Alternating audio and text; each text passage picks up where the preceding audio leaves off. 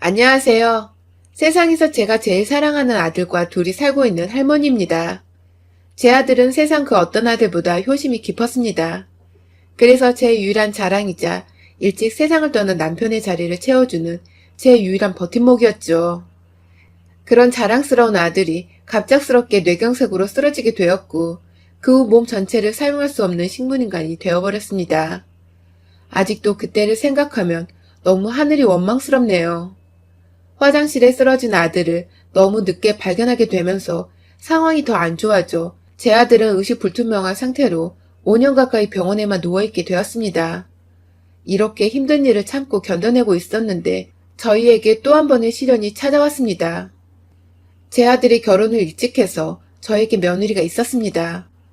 처음 아들이 여자친구라고 이야기를 꺼냈을 때 고아원에서 자라 가족도 없이 힘들게 살아왔고 혼자 열심히 살고 있는 모습이 정말 멋있고 존경스럽다며 저에게 매번 여자친구 자랑을 했습니다. 저도 그런 딱한 사정을 들으니 그 아이를 따뜻하게 반겨줘야겠다라는 생각을 하게 되었죠.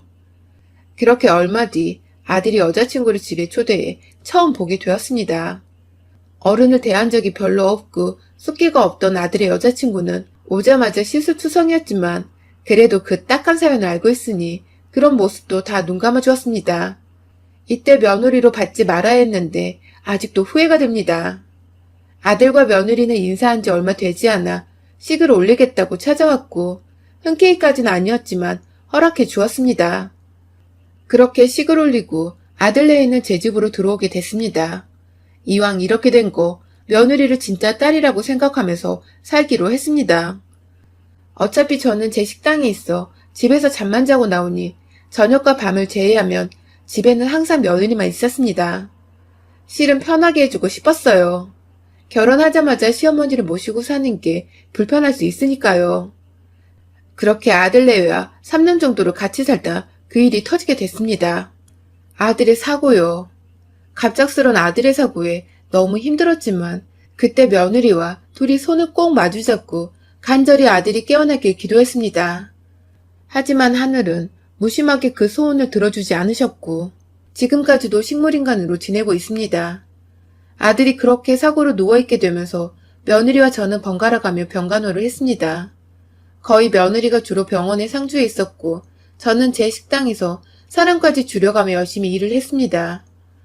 그러다 고생하는 며느리가 안쓰럽고 고마워서 닭을 삶아 평소보다 몇 시간은 더 빨리 병원으로 향했고 도착하자마자 병실로 빠르게 가봤더니 며느리의 모습은 그 어디에도 없었습니다. 화장실을 갔나 의사 선생님을 만나러 갔나 1시간을 넘게 기다렸지만 며느리는 나타나지 않았고 한 번 더 제가 복도에 나갔다가 돌아오는 길에 아들 병실에 있는 중국 간병인들의 수군대는 소리를 듣게 되었습니다. 저기 저 며느리는 어딜 간 거야? 아, 뻔하지. 뻔해. 709호 병실 갔겠지. 거긴 왜 간 거래? 그 병실 남자랑 그렇고 그런 사이잖아. 몰랐어? 여기 병실 사람들은 다 알고 있는데. 어? 아픈 남편을 내팽개치고 바람난 거야? 그쪽 병실 남자는 혼자고? 아니지. 그쪽도 아내가 암투병 중인가 봐. 둘 다 완전 미쳤구만. 우연히 듣게 된 대화의 내용은 제가 그토록 믿었던 며느리가 내 아들을 버리고 다른 남자와 바람을 피고 있다라는 겁니다. 금방이라도 주저앉을 것 같은 다리를 부여잡고 못 들은 척 병실로 들어갔고 제가 올 시간이 되기 20분 전 며느리는 그때서야 돌아왔습니다. 어머님, 언제 오셨어요? 어디 갔다 온 거냐? 아, 잠시 답답해서 밥 좀 먹고 왔어요. 지석이 혼자 두고 어딜 돌아다니는 거야? 힘든 건 알겠지만 그래도 오래 자리 비우지 말아라. 쓰린 속을 부여잡고 일단 모르는 척 시치미를 뗐습니다.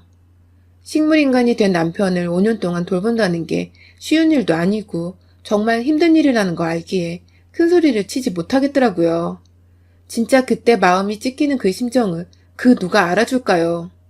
그렇게 몇 주이 지나고 식당에서 일을 하고 있는데 동네 부동산 사장님이 식사를 하기 위해 가게로 왔다가 저에게 이상한 소리를 했습니다. 사장님, 집 보러 가겠다는 사람이 나왔는데 오늘 바로 보여드릴까요? 네? 무슨 말씀이신지? 집 내놓으셨잖아요. 엊그제 며느리님이 오셔서 직접 말씀하시고 가셨는데 모르고 계셨어요? 저 몰래 며느리가 아들의 명의로 된 집을 내놨고 저는 이때 바로 심각성을 느끼게 되었습니다.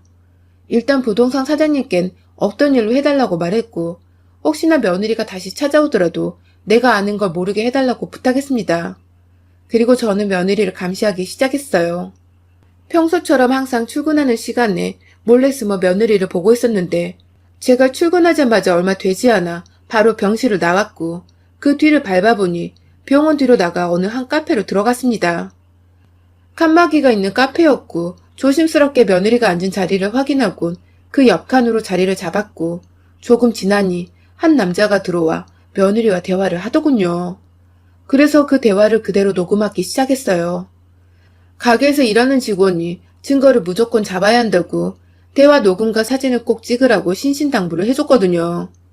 그래서 저것들의 대화를 몰래 녹음하기 시작했습니다. 실제 대화를 짧게 적어볼게요. 집 파는 건 어떻게 됐어? 부동산은 말을 해놨는데 불안해. 동네에서 어머니 모르는 사람이 거의 없단 말이야. 한참 떨어진 부동산에 내놓긴 했는데 빨리 철회해야지. 안 그럼 큰일 날 것 같아. 일단 남편 땅이랑 통장은 명의 다 바꿔놨다고 했지? 그건 다 끝났어. 집만 빨리 팔아버리면 되는데. 너무 조급해하지 마. 얼마 안 남았으니까. 곧 우리 둘이 새 출발할 건데 기뻐하자고. 저번에 본 집 나는 거기가 마음에 들던데 금액이 맞으려나? 남편 차까지 팔고 나니까 얼추 금액 맞더라고. 다음 주에 계약하러 가자.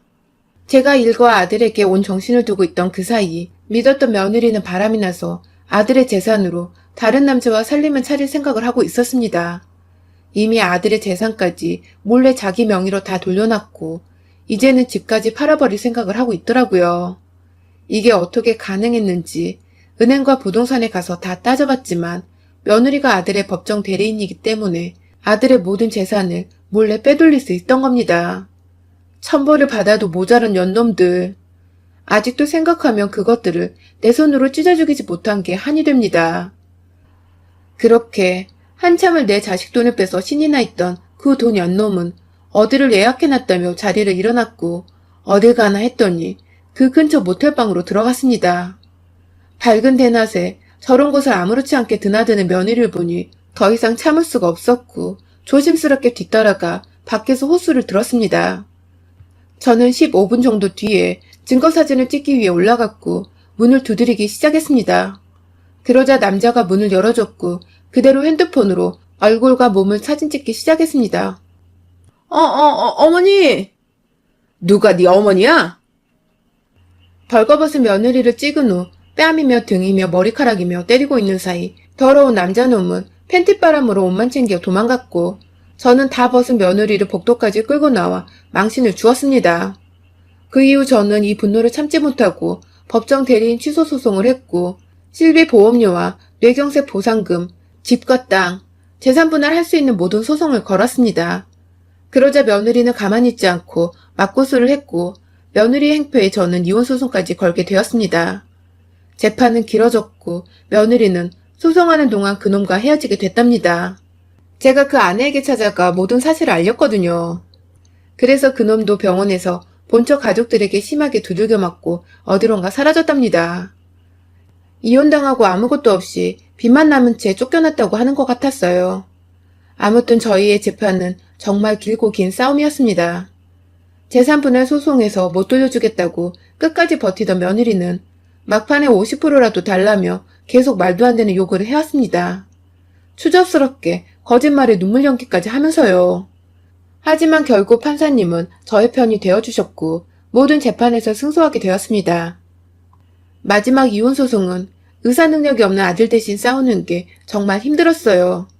그래도 증거자료들이 있으니 그 사진과 녹취록이 큰 역할을 해주어 오랜 시간 걸리긴 했지만 결국 이혼소송도 끝내 승소하였습니다.